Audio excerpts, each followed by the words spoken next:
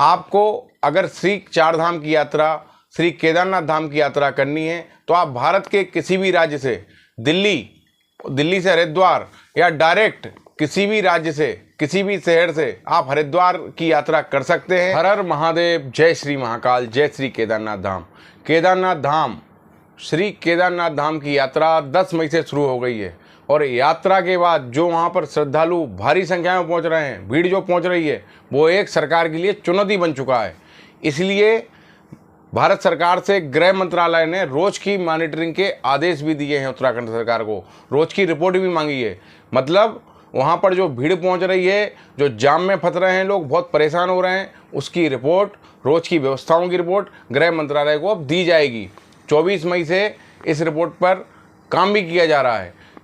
Actual Kedarnath यात्रा या चारधाम यात्रा में लगभग रोज 60 से 65 हज़ार श्रद्धालु वहाँ पहुँच रहे हैं। यात्रा 10 मई से शुरू हुई। श्री बद्रीनाथ धाम की यात्रा 12 मई से शुरू हुई और गंगोत्री यमुनोत्री धाम भी इसी रास्ते में, चारों धामों में एक साथ हैं। तो श्रद्धालु इतनी संख्या में पहुंच रहे हैं क्योंकि ऑफलाइन रजिस्ट्रेशन जो हरिद्वार या देहरादून में होते हैं वो सरकार ने अब बंद कर दिए हैं 31 मई तक। जिनके ऑनलाइन रजिस्ट्रेशन है वही श्रद्धालु इस यात्रा को अब कर पा रहे हैं, क्योंकि ऑफलाइन रजिस्ट्रेशन में क्या हो रहा था, ऑफलाइन के लिए वहाँ भीड़ भी बहुत लग रही थी और बिना रजिस्ट्रेशन के भी श्रद्धालु चारधाम की यात्रा कर रहे थे, जिससे वहाँ पर काफ़ी संख्या में जाम लग रहा था। श्रद्धालु 10-10 घंटे रोडों पर फंसे रहते थे, सड़कों पर जाम लगा रहता था, यात्रा आसान नहीं होती थी और बहुत सारी भीड़ होने की वजह से प्रशासन को भी तकलीफ और चुनौती का सामना करना पड़ रहा था। श्री केदारनाथ धाम यात्रा में लगभग अभी तक 4 लाख श्रद्धालुओं ने दर्शन कर लिए हैं चारधाम यात्रा में। तो ये आंकड़ा भी अपने आप में एक चौंकाने वाला आंकड़ा है और प्रतिदिन श्रद्धालुओं की संख्या बढ़ती ही जा रही है। रजिस्ट्रेशन लगभग 27 लाख रजिस्ट्रेशन हो चुके हैं इस चारधाम यात्रा के लिए। तो ये चुनौती बन चुका है सरकार के लिए। तो इसी सिलसिले में उत्तराखंड में चारधाम यात्रा की मॉनिटरिंग अब केंद्रीय गृह मंत्रालय ने भी शुरू कर दी है। केंद्रीय गृह मंत्रालय ने राज्य सरकार से चारधाम यात्रा में व्यवस्थाओं की हर रोज की रिपोर्ट मांगी है। दरअसल यात्रा के शुरुआत से ही चारों धामों में भीड़ प्रबंधन सरकार के लिए चुनौती बना हुआ है। यात्री कई घंटे जाम में फंसे रहे। दर्शन के लिए भी यात्रियों को लंबी लाइन में लगकर इंतजार करना पड़ा। चारधाम यात्रा को लेकर कई तरह के फीडबैक केंद्र सरकार को मिल रहे थे, जिसके बाद केंद्रीय गृह मंत्रालय ने चारधाम यात्रा को लेकर राज्य सरकार से जानकारी मांगी और निर्देश भी दिए हैं कि चारधाम यात्रा में व्यवस्थाओं से हर तरह की जानकारी हर रोज गृह मंत्रालय को दी जाए। केंद्रीय गृह सचिव श्री अजय कुमार भल्ला को चारधाम यात्रा की जानकारी दी। केंद्रीय गृह मंत्रालय ने मुख्य सचिव को चारों धामों के व्यवस्थाएं, यात्रा मार्गों की स्थिति और ठहराव स्थलों के हर रोज की रिपोर्ट भेजने के निर्देश दिए हैं। केंद्रीय गृह मंत्रालय ने राज्य सरकार को कहा है कि यदि भीड़ प्रबंधन में दिक्कतें आ रही हों तो इसके लिए एनडीआरएफ और आईटीपीबी की मदद ली जाए, ताकि चारधाम यात्रा पर आने वाले श्रद्धालुओं को समस्या और दिक्कत का सामना ना करना पड़े। इतना ही नहीं, गृह मंत्रालय ने चारधाम यात्रा प्रबंधन की रणनीति के लिए एक कमेटी गठित करने के निर्देश भी दिए हैं। यात्रा सुरक्षित और सुचारू रूप से चल रही है। उन्होंने जानकारी दी कि कई राज्य के सचिवों को पत्र भेजकर बिना रजिस्ट्रेशन यात्रियों के ना आने का अनुरोध भी किया गया है।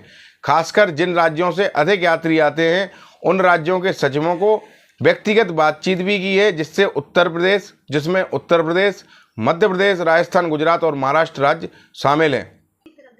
चारों धामों में दर्शन के लिए श्रद्धालुओं की संख्या सीमित की है, लेकिन बावजूद इसके हर रोज सीमित संख्या से ज़्यादा श्रद्धालु दर्शन के लिए पहुंच रहे हैं। मंगलवार को चारों धामों में 80,000 से ज़्यादा श्रद्धालु एक ही दिन में दर्शन करने के लिए पहुंचे। यहाँ पर स्थिति इतनी बिगड़ती जा रही है कि रास्ते में जाम लग जाता है और बहुत संख्या में श्रद्धालु पहुंच रहे हैं। इसलिए सरकार का निवेदन है कि जिनके ऑनलाइन रजिस्ट्रेशन है वही चारधाम की यात्रा करें। ऑफलाइन रजिस्ट्रेशन के लिए अभी परेशान ना हो। 31 मई तक ऑफलाइन रजिस्ट्रेशन बंद कर दिए गए हैं। श्री चारधाम की यात्रा 10 मई से प्रारंभ हुई थी, जिसमें श्री केदारनाथ धाम के कपाट 10 मई को खुले। पिछले वर्ष श्री केदारनाथ धाम के कपाट 23 अप्रैल को खुले थे। श्री गंगोत्री धाम और श्री यमुनोत्री धाम के कपाट भी 10 मई को खुले हैं। भारी संख्या में पूरे भारतवर्ष से श्रद्धालु वहां पहुंच रहे हैं। गृह मंत्रालय ने उत्तराखंड सरकार से रोज की रिपोर्ट मांगी है और सुविधाओं को सरल और सुगम बनाने के लिए यात्रा आराम से यात्री कर सकें, जिसमें उनको तकलीफ ना हो, और व्यवस्थाएं भी की जा रही हैं। आपको अगर श्री चारधाम की यात्रा, श्री केदारनाथ धाम की यात्रा करनी है तो आप भारत के किसी भी राज्य से दिल्ली से हरिद्वार या डायरेक्ट किसी भी राज्य से, किसी भी शहर से आप हरिद्वार की यात्रा कर सकते हैं। हरिद्वार भारत के सभी राज्यों से लगभग ट्रेन से और बस मार्ग से जुड़ा हुआ है। आप हरिद्वार अपना पहुंचकर वहां से श्री चारधाम की यात्रा प्रारंभ कर सकते हैं। हरिद्वार के बाद चारधाम के लिए कोई भी ट्रेन नहीं जाती है, हरिद्वार तक ही आपको ट्रेन से जाना है। उसके बाद प्राइवेट टैक्सी, प्राइवेट बस या गवर्नमेंट की बस जो वहाँ से चलती है, उस सुविधा के द्वारा आपको श्री केदारनाथ धाम, श्री गंगोत्री धाम, यमुनोत्री धाम और श्री बद्रीनाथ धाम की यात्रा करनी है। हरिद्वार आप पहुँच जाते हैं तो उसके बाद हमने आपको बता दिया ऐसे यात्रा करनी है। आप हरिद्वार पहुँचते हैं अगर सुबह सुबह तो आप आगे की यात्रा करें। अगर आप लेट नाइट या शाम को पहुँच रहे हैं तो मेरा आपसे निवेदन है आप वहीं पर स्टे करें और अगले दिन अपनी श्री चारधाम की यात्रा को प्रारंभ करें। हरिद्वार जाने के लिए भोपाल शहर से LTT Haridwar superfast express, Bina Jhansi Gwalior से उत्कल कलिंगा एक्सप्रेस, इंदौर से इंदौर देहरादून एक्सप्रेस, उज्जैन से उज्जैनी एक्सप्रेस, रतलाम से देहरादून एक्सप्रेस, ऐसे शहरों से ट्रेनें मिल जाती हैं। और अगर आपको छत्तीसगढ़ राज्य से यात्रा करनी है हरिद्वार की तो उत्कल कलिंगा एक्सप्रेस जो पुरी से चलकर ऋषिकेश तक की यात्रा करती है, आप उससे हरिद्वार की यात्रा कर सकते हैं। या फिर किसी भी शहर से आप नई दिल्ली या निजामुद्दीन स्टेशन पहुंच जाएं जो भारत के दिल्ली में है, और यहां से आपको ट्रेनें हरिद्वार के लिए मिल जाएंगी जिनसे आप हरिद्वार जा सकते हैं और हरिद्वार से अपनी यात्रा प्रारंभ कर सकते हैं। तो आप भी जाइए श्री केदारनाथ धाम, श्री बद्रीनाथ धाम, श्री यमुनोत्री धाम और आराम से अपनी यात्रा को कीजिए। बस बिना रजिस्ट्रेशन के ना जाएं और अपनी यात्रा करें। जय श्री केदारनाथ धाम, जय बर्फानी धाम, जय श्री महाकाल, ओम नमः शिवाय।